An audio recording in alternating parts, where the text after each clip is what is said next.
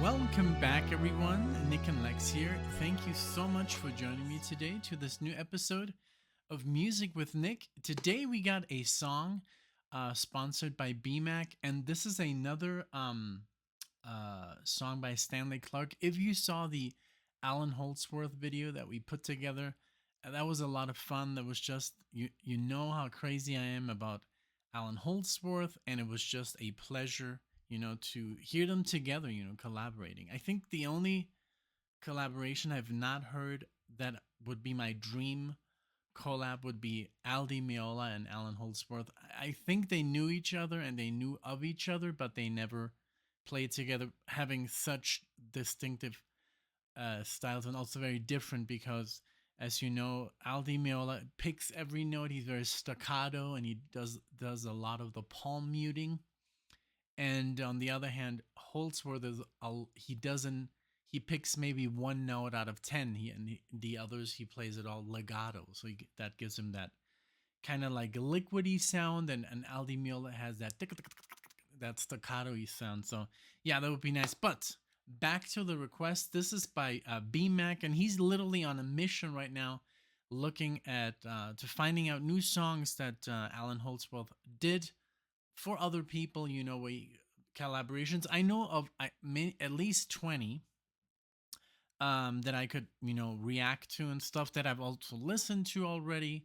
But some of them I haven't, like this one from the If the Space Could Talk. So I've just listened to the song like 15 times on repeat just to learn a little bit about the scales that he was using and stuff like that. But yes, now today we're gonna do another song by Stanley Clarke, and this is from Modern Man. There's a little bit before, because the If the Space Could Talk was from the 80s, 85. This is Modern Man from 1978, and this is a very young Stanley Clarke, and this is called Rock and Roll Jelly. Now, this is not a marathon, as you can see on the time of the video, right? This is just a song request. I hope the volume is back to normal because a lot of people were telling me like, hey, we can barely hear you in the Holdsworth Stanley Clarke song. I'm sorry about that. Maybe I was just like recording like this and I didn't even know. I was a bit tired. If you can actually see that I was kind of like sleep deprived when I did that video, but I really did it, because I wanted to, give back to BMAC, and so I just wanted to do it as soon as I could, and maybe I should have done it, I don't know, a different day, and that's why I guess you can't hear me, because it's like, yeah, a lot of people told me it's so low, we can hear the music fine, but you are like not there, so. But yeah, so also, if you guys are interested in like a reaction, like your favorite song or something like that, you can check out on the YouTube channel on the info. I mean, you just click on NicknLex. Let me just do it myself. You basically go to NicknLex. Now, let me see if I would be somebody that's not the channel owner. You go on YouTube. It's going to start a video. Let's pause that. So basically what it says, it's NicknLex and blah, blah, blah. And then it says videos. Okay, and there's like but it says Nick and Lex are a married couple, blah blah blah blah, and there's like a little arrow. Finding a way to combine all my skills was always a little overwhelming, but now it's a lot. Okay, that's what I didn't want to happen. So there's a little arrow. So yeah, YouTube just plays you stuff against your will, I guess. And you click on that arrow, and then it says the About page, and that's all that stuff that's about a little bit about us. And then there's the Patreon page, and then the Request or Support Us page, where you can send us a coffee, like a donation, or you can purchase a song or a marathon, and then you can also do merch, Instagram, and all that stuff. Like most of it we don't really use. Oh my god, and I just noticed that we have 20 million views. Wow, 20,760,000. I didn't even know. That's awesome. That's amazing. So yeah, so that's how you find how you find the page. A lot of people just don't know, and I know it's complicated. There's so much to click on and to see, but I guess it's literally under where it says Nick and Lex, and there's a little arrow to the right where it says Nick and Lex are a married couple who grew up in Germany, Mexico, US, and etc. That's where it is. Okay. All right. Sorry about that little intrusion there from that commercial. I'll leave it in. I'm just like all about impromptu. And sorry for the long intro, but this is Modern Man, the album Rock and Roll Jelly, Stanley Clarke from 1978. And here we go. Thank you again, BMAC. Thanks everyone for watching, for being so awesome, in the comment section, always commenting. You're like friends, you're always there. And there's obviously special people that are very close knit. And then there's others, who check in, once a month and or every 6 months and stuff like that. But again, if you're one of those as well, thank you, because without you guys, we wouldn't be here. Okay, so here we go with the song, and have fun. Comment below what you think about the song. Here's my reaction, and let's have some fun. All right, here we go.